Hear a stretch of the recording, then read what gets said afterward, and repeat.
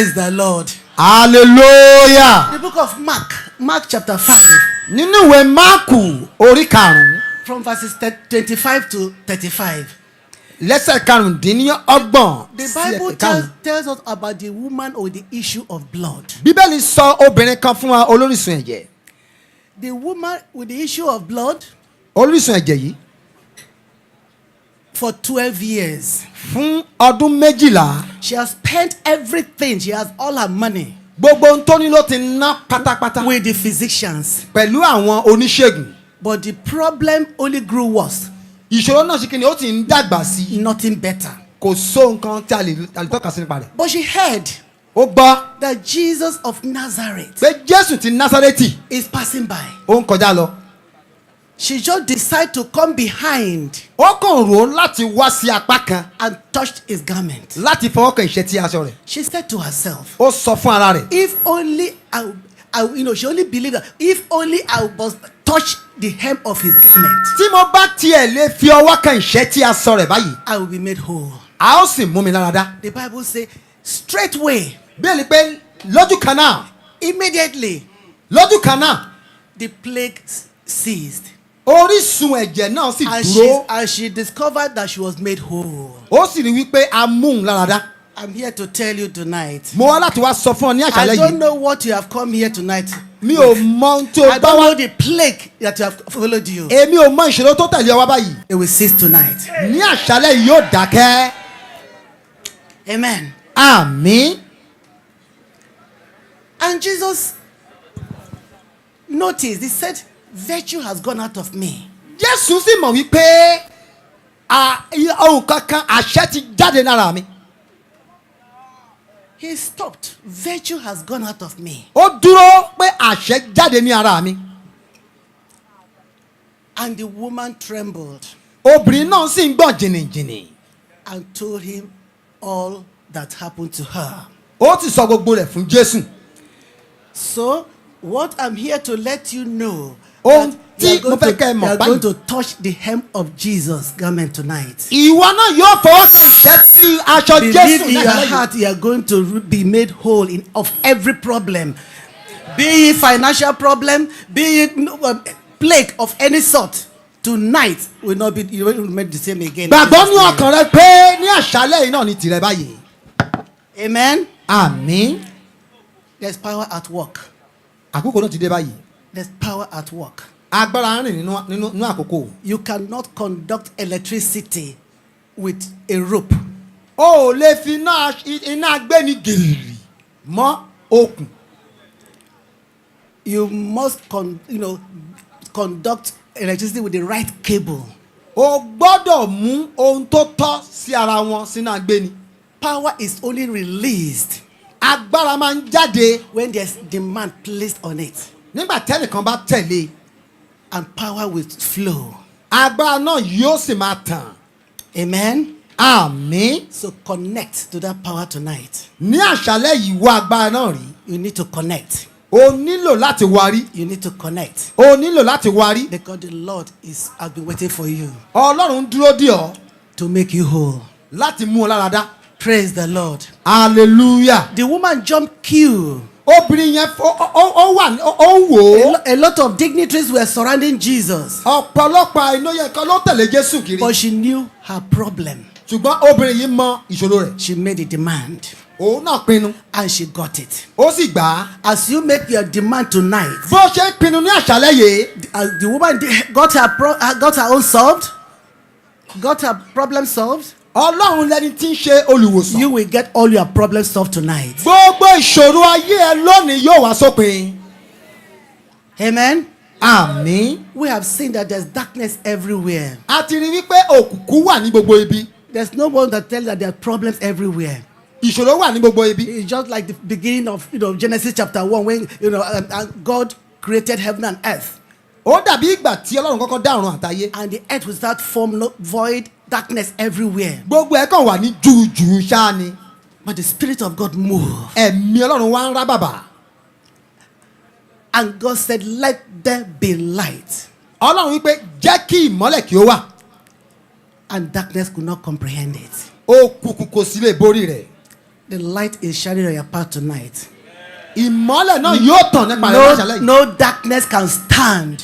Kò sí òkùnkùn tó lè dúró ní àṣálẹ́ yìí. In the mighty name of Jesus. Ní orúkọ Jésù. All I want you to do is to connect. Ohun tí mo fẹ́ kó mọ̀ ni wípé ìwọ náà nípa tirẹ̀ nípa rẹ̀. Connect. Gba tirẹ̀. Luke chapter 5 verse 17 made a statement here. Ìwé Lúùkù orí kẹtàdínlógún sọ tirẹ̀ náà. He said the power of God was here to heal. Ní pé agbára Ọlọ́run wà láti wòsàn. Jesus was having a crusade just like the crowd as we have it here now. The power of God was there to heal. Jésù náà ní gbàgede báyìí. But people Agbára Ọlọ́run sì wà láti people rìn. were not connecting. Ṣùgbọ́n àwọn ènìyàn ò ṣetán láti gbà á. Except a man. Àfi ọkùnrin kan báyìí. That a paralyzed man. Ọkùnrin tó ti A man rọ with palsy. pẹ̀lú májèlé. The friends had to bring him Ọ̀rẹ́ rẹ̀ láti pè to wá. Jesus. Láti mú tàn Jésù wá. They couldn't get through because of the crowd. Kò náà lè mú lọ torí pé ọ̀pọ̀ èrò. They had to open the roof. Wọ́n ní láti lọ bẹ́ ìyẹ̀wù lókè. I wonder how much strength you need to open that roof. Èmi ò mọ iye ipá tí ó But they did. bí wọ́n ṣe kankan. Open the roof Wọ́n fọ́ ìyẹ̀wù and lókè. lower the man. Wọ́n sì gbé ọkùnrin náà sọ̀kalẹ̀. And the man was made whole. Ọkùnrin náà wọ́n sì múra dáadáa. The power of God was there. Agbára Ọlọ́run wà níbẹ̀. People did not connect Àwọn ènìyàn gba because tiwọn. they were with wrong connection. Wọ́n wà pẹ̀lú ọ̀nà tí ò tọ́. With all the dancing, Pẹ̀lú gbogbo ijó. with all the music, Pẹ̀lú gbogbo ijó. I know you have the right connection tonight. Mo gbàgbọ́ pé ìwọ náà yóò gba tirẹ̀ ní àṣálẹ́ yìí. Hallelujah. Hallelujah. Hallelujah. Hallelujah. With that connection tonight, Láìsí ìgbà tirẹ̀ ní àṣálẹ́ yìí. because your glory must shine. Torí ògo rẹ gbọ́dọ̀ tàn. The Bible said that grace and peace will be multiplied in your life. Bẹ́ẹ̀ ni pé orí ọ̀fẹ́ rẹ̀ yóò wà fún ọ láti máa pọ̀ sí. According to 2 Peter 1, 2 and 3. Nípasẹ̀ Pétérù kejì orí kẹta tó Your wí. peace must and glory and grace must be multiplied tonight. Àlàáfíà orí ọ̀fẹ́ gbọ́dọ̀ máa pọ̀ sí. Don't let God pass you by, please. Má jẹ́ kí Olúwa kọjá ẹ̀ Don't lásàlẹ̀ yìí. say to yourself, God will not pass me by. Sọ fún àwọn pé Olúwa má kọjá mi. Because as God meets your need, Bí Ọlọ́run ṣe ń bá ẹ̀ ní rẹ pàdé báyìí, Jesus has taken over. Ọlọ́run ti ń gba àkóso. The Bible tells us in Colossians 1, Bí ẹni máa ń pè níwèé verse Kòlóṣíà 27, that Christ in you, the hope of glory. pé Jésù nínú rẹ ògo ìrètí ni. You give your life to Christ tonight, and those who gave yesterday, you will see that your glory will continue to shine. Tí o bá fi ayé rẹ fún Jésù bó ṣe fún lánàá wà It ní will pé never be ayé rẹ dim. yóò It will máa never tàn be sí. dim. Kò ní dúdú síbẹ̀. In the mighty name of Jesus. Ní orúkọ Jésù. Because the power of God is here. Torí pé agbára Ọlọ́run wà níbí. The power of God is here. Agbára Ọlọ́run wà níbí. Romans 8:11 makes a statement there that the power of God that raised Jesus from the dead. Ìwé Róòmù orí kẹjọ wípé agbára tó jí Jésù dìde nínú He will òkú quicken you. yóò sọ ọ́ He jí. will revive your mortal bodies Yóò sọ ara kúkú rẹ by jí. that same spirit that lives in you. Tó bá wà nínú rẹ báyìí. I can assure you that spirit of God dwells in you. Mo ń sọ fún ọ báyìí pẹ̀lú èyí. You have been cheated for so long. Wọ́n ti yàn án jẹ nípa ọ̀nà gbogbo. Tonight, Ní àṣálẹ́ yìí, the devil will be defeated. èṣù yóò pòfo. That resurrection power will resurrect everything in your life, in your body, Agbára àjínde yóò sì sọ gbogbo tó ti di òkú jí. and will open prison doors. Àwọn yóò sì ṣí A lot- ilẹ̀kùn gbogbo tó ń tìpa fún àwọn A ìhámọ́. lot of people have been bound, Ọ̀pọ̀lọpọ̀ ni wọ́n ti sé mọ́, kept in prison tí wọ́n sé wọn mọ́ for too long. sínú ìhámọ́ pípẹ́. Tonight is the end. Àṣálẹ́ òpin You are nìyí. coming out. Ó ń jáde báyìí. Say to yourself, I'm coming out. Sọ fún mi pé mò ń jáde. Coming out. Mò ń jáde. Because today your glory must shine again. Torí lónìí ògo mi gbọ́dọ̀ tàn.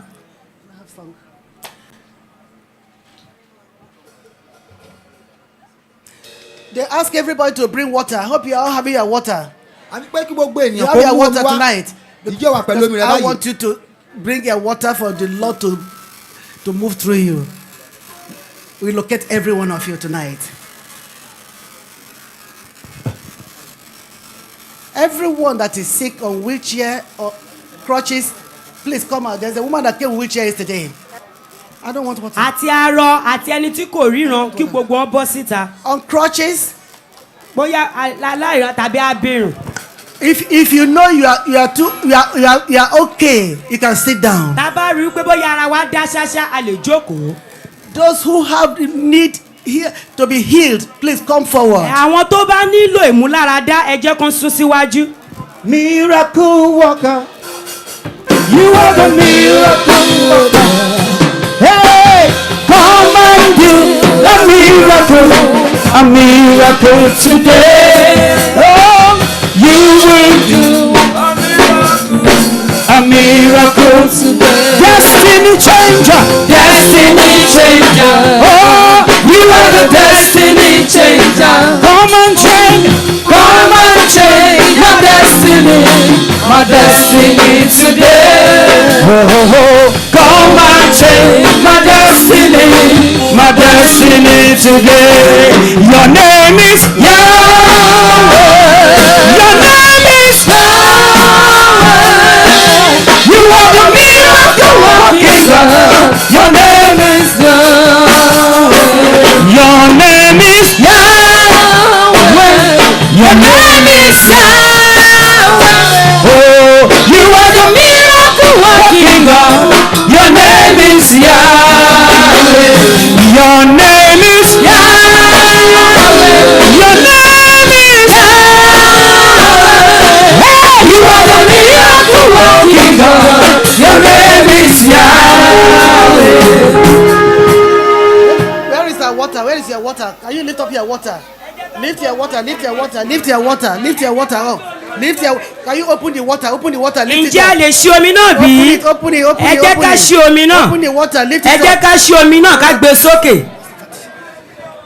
Father, I just say thank you, Lord, for this power, for this anointing, for this hour. I just give you the glory, Lord, for this hour. I release the power of God on all this water. In the name of Jesus, Holy Ghost, begin to manifest yourself. amen. Pour the water on your head. ẹ jẹ́ ká da omi yìí sí orí wa. Water on your head. ẹ jẹ́ ká dà á sí orí wa. Water on your head. ẹ jẹ́ ká dà á sí orí wa. Water on your head. ẹ jẹ́ ká dà á sí. Can you still help this woman on the wheelchair? Pour the water on her head. ẹ jẹ́ ká dà á sí orí wa. ẹ jẹ́ ká dà sí orí wa. Pour the water on your head. ẹ jẹ́ ká dà á sí orí Pour the wa. water on her head. ẹ jẹ́ ká dà á. Tell her to come, get up. Oh yeah, begin to get up. Get ẹ up. má dà ó yẹ bẹ̀rẹ̀ sí dìde kí iṣẹ́ ìyanu ó máa ṣẹlẹ̀. ẹ má dìde ẹ má dìde ẹ má dìde ẹ má dìde ẹ má dìde. Come out from that way. dìde kí iṣẹ́ ìyanu ó máa ṣẹlẹ̀. ẹ má dà sí orí wọn kí iṣẹ́ ìyanu ó máa ṣẹlẹ̀. Holy Ghost. ẹ má dà sí orí wọn kí ìyanu rẹ̀ sì máa ṣẹlẹ̀. kí ìyanu rẹ̀ sì máa ṣẹlẹ̀. ó yẹ jáde kúrò lórí àkéte yìí. ó yẹ jáde. ó yẹ jáde. ó yẹ jáde kúrò lórí àkéte yìí. ẹ jáde omi náà sí orí wọn. ẹ jáde á sí orí wọn. Can somebody come? Where is pastor? Come and help you. ẹ jẹ́ kó jáde. Come out from the wheelchair.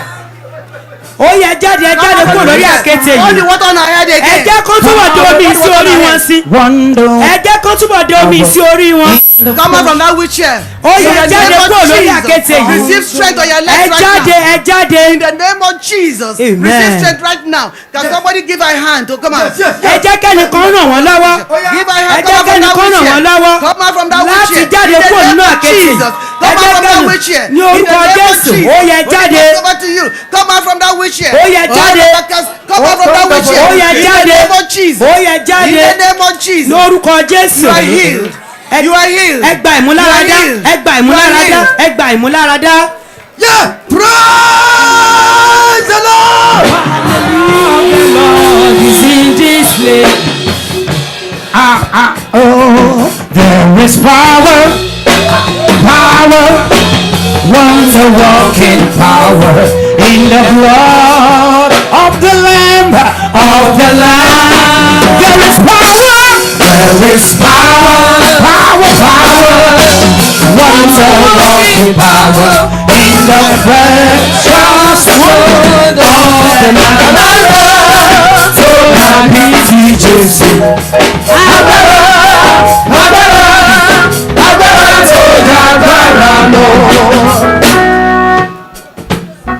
Somebody see him, they brought her here yesterday. wọ́n mú ẹni ìwá ní àná ṣùgbọ́n lónìí She was not healed. ó ti di àìmúláradá ó tún wá sí yìí lónìí ṣùgbọ́n pẹ̀lú ìgbàgbọ́ ní orí àkéte yìí ní báyìí bá ti ń gbàdúrà a gbàdúrà sínú omi yìí a sì ní kó dà sí orí wọn bí wọ́n sì ti dà sí orí wọn ó bẹ̀rẹ̀ sí í mì wọ́n ní kó dìde bẹ́ẹ̀ sì ni láìpẹ́ ó dìde ó dìde dúró lórí ẹsẹ̀ rẹ̀ bẹ́ẹ̀ sì ni ó bẹ̀rẹ̀ sí í rìn ẹ̀ẹ́dẹ́gbẹ́ pariwo hallelujah. What no man can do, Jehovah, only you can do. What no man can do, Jehovah, only you can do. What no man can do, Jehovah, only you can do. Only you can do. What no man can do, Jehovah, only you can do. Somebody can do. All of you want to come, Jehovah, only you can do. What no man can do, Jehovah.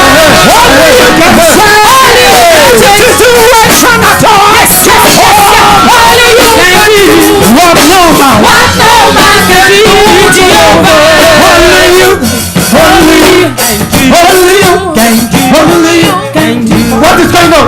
Something's going on, please. Something's going on. Who on my desk? What happened, madam?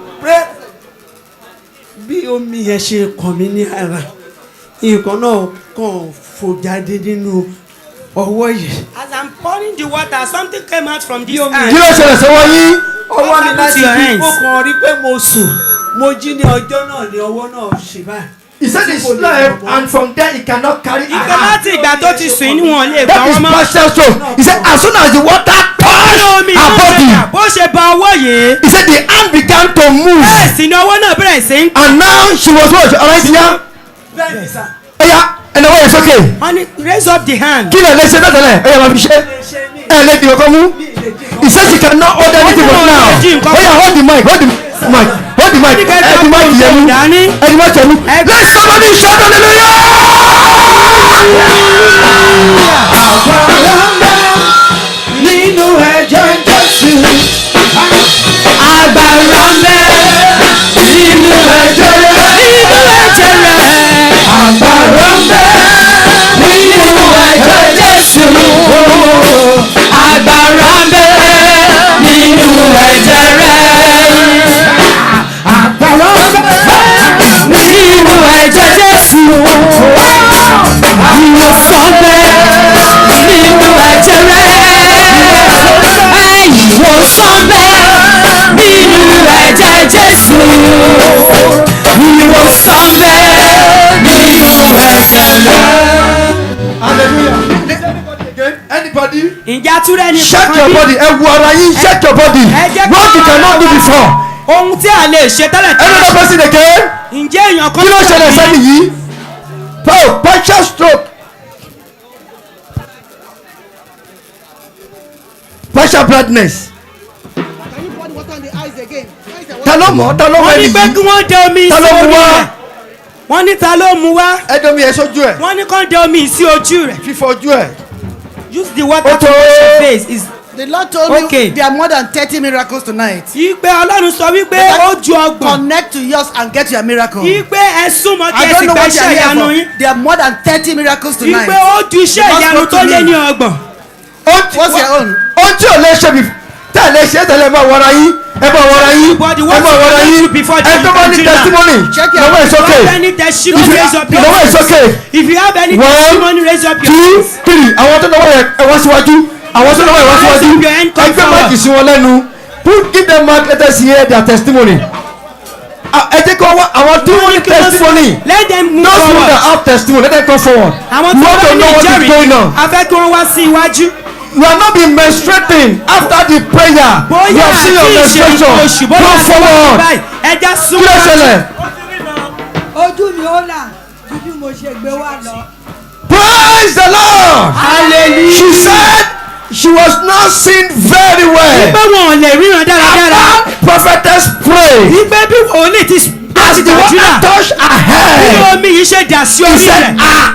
eye began to reach her. wípé ojú wọn bẹ̀rẹ̀ sí yún. But now, ṣùgbọ́n báyìí. she said she can see. àwọn lè rí Let somebody shout hallelujah. hallelujah. Kí ló lórí báyìí? mo ti ríran kò dẹ̀ sí Kí aṣọ ọmọ wọ̀ báyìí? Aṣọ ọmọ wọ̀. Aṣọ ọmọ wọ̀. Dúdú àbí irú fún. àwọn. Clap for Jesus. Blue and white. Tẹ́lẹ̀tẹ́lẹ̀ wọn ò rí iná dáadáa ṣùgbọ́n nísìnyí agbára Ọlọ́run ti sọ̀kalẹ̀ sínú ayé wọn. Wọ́n ti bẹ̀rẹ̀ sí ní iná báyìí. Praise the Lord.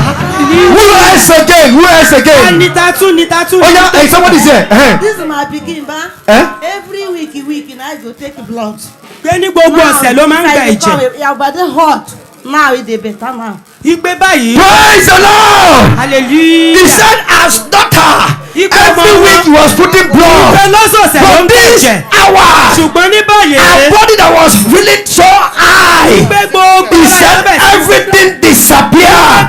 You can see her daughter now. ọmọbìnrin yìí Let báyìí. somebody shout hallelujah. Hallelujah. Ta ló tún kú o? Okay, yeah. Next, put the mic. What happened? kí ló ṣẹlẹ̀? mi ò ríran rárá ìgbà tí omi yẹn wá bà mí lójú ní ojú yẹn ìgbà tí omi yẹn wá bà mí lójú mo rí ọwọ́ Ọlọ́run pé Ọlọ́run ti tú mi sílẹ̀. Praise the Lord. He said he cannot see, have cataract in her hand. He said now as the water Ipò wo lè rí pé ṣùgbọ́n bí he omi said he ṣe dà can sí. see clearly. Ipò òun lè rí. But now listen. He said it's getting better. Listen. Ipò nípò. Ó ní ojú owó yẹn díẹ̀díẹ̀. Ní ọ̀la ẹ wá síbí yìí ẹ tó bá ní ẹ bá fẹ́ wá ní ọ̀la ní aago 7 mọ́tò máa wà níbí. Ọgbà Ọlọ́run ti bá. Wọ́n ní kó wá kẹ wá lọ́la mọ́tò àgbẹ̀ yín wá fún àwọn tí ìwòsàn wọn ò tí ì pé. Kẹ́rì pé wọ́n sì wọ́n lọ mọ́tò máa gbé yín lọ á tún gbé yín padà wá. As I born my baby, it don reach 9 months now. If I carry am sit down, no dey gree sit down. Pé ọmọ yìí kò fẹ́ jókòó ó ti pé oṣù mẹ́sàn-án báyìí. You go cry, no gree wan sit down at all. Ipe kò But I fẹ́ thank jókòó. my God that the start I reach here. Ipe tí wọ́n bá ti débí lónìí. There's a woman here again. He said a child cannot sit down very well. Ipe ọmọ yóò lè jókòó dáradára. She have believed that if you come here today, Ipe òun gbà pé tó bá wá according sí to what lónìí. was said yesterday, Ipe fún ohun tí òun ti gbọ́ ní that àná. you pray and the child will be recovered. Ipe ó máa gbàdúrà ìpè Praise the ọmọ Lord. àgbà ìmúkọ̀síbò. Next person. Ẹni tó tún tẹ̀lé. tí kì í oṣù tó oṣù kan mo gbé lọ sí Bangkok nígbà tó dẹ̀ máa jí sáyé ọwọ́ kan ẹsẹ̀ kan kò ṣiṣẹ́ mọ́. ọmọ yìí ó sì kì í fóṣù kan tó ńgbà tí mo dẹ̀ máa jí sáyé padà ọwọ́ kan ẹsẹ̀ kan kò ṣiṣẹ́ mọ́. Ọmọ ọdún mélòó ni? How old the child? Ọmọ ọdún mélòó ni?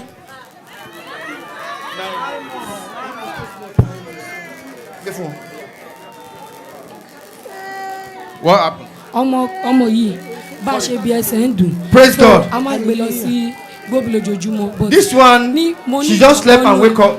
Ipe lẹ́yìn sùn ó ṣe ìjí ni. Momi díẹ̀, o ṣe pẹ̀lẹ́. He said the child, Ipe ọmọ yìí. one of her leg is short. Ipe ẹsẹ̀ kan That kò as they are dúró. pouring water, Ipe máa ṣe ń dán he mi. discovered that the same leg have received the strength. Ipe ẹsẹ̀ yìí ó ti ń gba What okun. happened again? Quick. Kí ni ohun tí ó ṣẹlẹ̀? ọdún káyọ̀ rẹ̀ mi lè rìn sí mo ṣubú. Kí ló wá ṣẹlẹ̀ sí yín sí ma? What happened to you now? stroke ló ṣe mí. She was she was having stroke, but now she can walk. She said she have a stroke. Ipe wọ́n He ní. heard about the problem, but God met her need now. Ṣùgbọ́n Ọlọ́run ṣiṣẹ́ ìyanu báyìí. Better than before. How many? ọdún kẹrin rè. This is 4 years. Ipe ọdún kẹrin rèé tí wọ́n ti wà lórí àkéte àìsàn yìí. Now. Ṣùgbọ́n Ọlọ́run sì lò sàn. Praise the Lord. Hallelujah. ọmọ ìwọ ṣe operation fún Amen. 3 years old. Ẹ láti gbọ́ wa lọ́la ṣe gbọ́. Bring him tomorrow. Ó tó bọ̀ wá ń bà lọ́la. You are going to come back again tomorrow for a testimony and complete. A máa tún wá síbí fún The ìjẹ́rìí. woman on the wheelchair was here yesterday. Ipe obìnrin tó wà lórí àkéte yóò wà níbí lánàá. At the appointed time, God said today. Ipe Ọlọ́run sọ wípé èní ni ọjọ́ tirẹ̀. My father spoke to me that I should be healed today. Ipe Ọlọ́run sọ fún wọn wípé ó máa gba ìwòsàn tirẹ̀ lónìí. So if you come tomorrow and bring your water again as you are coming tomorrow. Ipe kẹ́ tún mú omi náà kẹ́ tí ń bọ̀. Tẹ́ bá tún bọ̀ ní ọ̀la sọ wípé kẹ́ túbọ̀ mú omi yìí wá sí. Who have testimony Ta ló again? tún ní ìjẹ́rìí ṣíṣe? Testimony, Ta man. ló tún ní ìjẹ́rìí? Receive your blessing in the name of Ẹ Jesus. gba ìbùkún Receive yín ní your orúkọ blessing. Jésù. In the name of Jesus. Somebody Ẹ gba ìbùkún yín ní orúkọ Jésù. Testimony. Ìjẹ́rìí. Ambo. Ìjẹ́rìí ẹ wẹ́wẹ́wẹ́. Ẹ tó bá ní ẹ̀rí tó wá ọyá. One more testimony. Whoever have testimony should come forward. The Lord told me 30 people, 30. Ipe ènìyàn ọgbọ̀n ni Ọlọ́run fi hàn mí.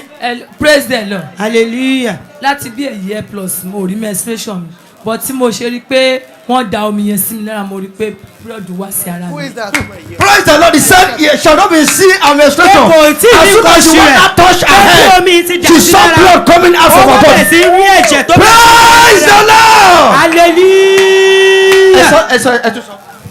Many people who are not having menstruation are going to start menstruating. Ipe gbogbo àwọn tí ò tí ì rí nǹkan oṣù wọn máa bẹ̀rẹ̀ sí rí báyìí. Connect to the power of God. Ipe pẹ̀lú agbára Another Ọlọ́run. testimony here. 30 testimonies I want to hear tonight. Ọgbọ̀n iṣẹ́ ìyanu ni a gbọ́dọ̀ ṣe ní lónìí. And what on Sunday? Àti bẹ́ẹ̀ sí. Bámi ti bá ṣiṣẹ́ mo lè dìde bẹ́ẹ̀ sí máa tọ́lú káàkiri ní ìmọ̀ tó fi ṣètò àbẹ̀bẹ̀. He said, sometimes Pé ní ìgbà the míì, spirit of begging ipe ẹ̀mí títọrọ, just come on him. á kàn wọnú rẹ̀. He be begging money. Ó máa bẹ̀rẹ̀ sí máa tọrọ. As you were praying, Ipe bọ́n ṣe ń as they gbàdúrà, poured the water, bọ́n ṣe ń da omi one yìí. spirit was struggling with him. Ipe And ohun the kan spirit bẹ̀rẹ̀ just sí ń left bàjà. him. Bẹ́ẹ̀ sì ni ẹ̀mí yìí jáde lọ. In the name of Jesus, receive your permanent blessing. There's Amen. another testimony here. Ìjẹ́rìí mi tún wà. don't see clearly before. Testimony. Who else again? Testimony. Ìjẹ́rìí tún wà. Talk. Clearly before. Immediately I pour the water on my head, I noticed like seeing clear more than before. Wọ́n ní pé òun ò lè. Praise the Lord. Hallelujah. This young man is a saxophone, Yabi. Arákùnrin He's yìí. our church. Ipe ó jẹ́ ní ìjọ wọn. He said he has not been seen Ipe òun ò rí clearly in his dáradára. present church. He said right here, Ipe ní and he ìsìn. pour water on his head. Ipe bó ń ṣe Run domi down sí to orí his òun. eye. Èyí tó He said, sọ̀kalẹ̀ "No." sí ojú Ipe báyìí. He can see clearly. Òun lè rí Ẹ̀jẹ̀ Olúwa lógo. That's your own water. Make sure you bring another one tomorrow. Ẹ jẹ́ kí a mú omi òmíràn wá ní ọ̀la. Through your own water. Your means, you need to connect. Ipe pẹ̀lú omi tiwa, ẹ jẹ́ ká mú wá ní ọ̀la. Come here. They said bring water tomorrow again. Ipe ká tún mú omi òmíràn wá Come here lọ́la. at 7 o'clock. Ẹ já wá sí ní aago méje. They will take you to the church. Wọ́n máa gbé wa lọ sí inú ìjọ yìí. The bus will bring you back. Bẹ́ẹ̀ sì ni mọ́tò yìí náà yóò tún gbé wa padà. Testimony. Testifier. Please come forward. Testifier, please come. It happened. Things are not going well. Arábìnrin tó wà lórí àkéte yìí dà. So anything that I put, any business that I put my money, so it will not going well. So, but then tell me say, my problem is from my family. What? But as I come here now, when I pour the water upon my head, after some minutes I notice things go out from my body, and my body begin shake. Please. So I noticed that things out from my body. So my body begin. Please allow that woman. Allow that woman. Shake. Allow her. So I need to. Please. Thank God. Ẹ tó fẹ́ yẹ testimony, ẹ tó fẹ́ jẹ́rìí ni o. Ẹni tí o bá ti rí ìwòsàn kó wá síbẹ̀ ní ọ̀la o. Ẹni sọ wípé gbogbo iṣẹ́ tí òun ṣe wípé òun rí wípé wọ́n sọ pé láti ilé òun wípé kò síṣẹ́ tó ń ṣe tó ní àkójọ. Pé ṣùgbọ́n bí òun ti dé omi sí orí òun kan ti ara òun jáde lọ. I came in from Lagos. My son actually asked me to come. I've been having very high BP and sugar problem. So, and it's affecting all my body. But as I brought this water, as I pour it on my head, I begin to notice some easiness. But I can't confirm the BP and the sugar level right now. Confirm it. Wait. So that is the way I feel right now. I have not been feeling very, very fine. Even as I was sitting down there all pé this bí wọ́n ṣe while, jókòó I yẹn was feeling very weak. ipe wọn arígbára wọn ò dá We have doctor here. Are you ipe getting me? a ní We have doctor here. dókítà ní Then we do the test for you. wọ́n máa ṣe Tomorrow, are you getting ní me? ọ̀la Tomorrow, thank God you are from Lagos. Take the calendar and come tomorrow. ipe Are you kẹ wá getting me? ní ọ̀la So there will be physical test and there will be instant testimony. ipe bẹ́ẹ̀ ni wọ́n máa yẹ̀ wọ̀ ìjẹ́rìí yóò sì wà ní ọ̀la. Praise God. Hallelujah. Open your mouth. ẹ̀la inú yín You are healed. ẹ ti gba ìmúláradá. ìgbà nínú This ayé is the wọn. woman on the wheelchair for the past 2 years. He said obìnrin she náà- was here yesterday. Nothing happened. So she was encouraged to come down here today. Today, God met her in her need, and as she asked them to pour water on her head, he said something began to happen. Today, he can stand and this on a wheelchair. The Lord spoke specially about her. ipe ọlọ́run sọ̀rọ̀ nípa arábìnrin Father yìí. spoke to me that you get her from that wheelchair today. ipe ọlọ́run sọ pé máa dìde kúrò nínú àkéte yìí lónìí. More Shout agbára ọlọ́run ò ní fi yín sílẹ̀ o. Power of God will not leave you, ma. ọlọ́run á mú yín débẹ̀ o. God will take you to the kingdom ẹ of ní God. fi ọmọ yín ṣiṣẹ́ ìránṣẹ́ We will not use children to do our praise the Lord. Hallelujah.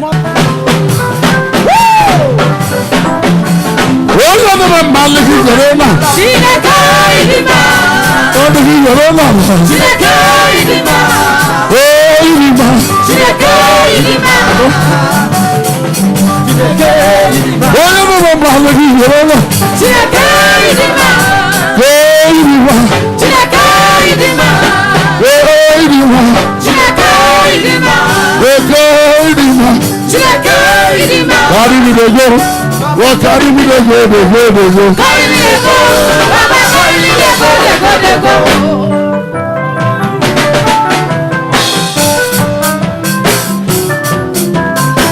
Awesome. Carry me to go. Baba carry me to go, to go, to go. Carry me to go. Baba carry me to go, to go, to go. What about Jesus?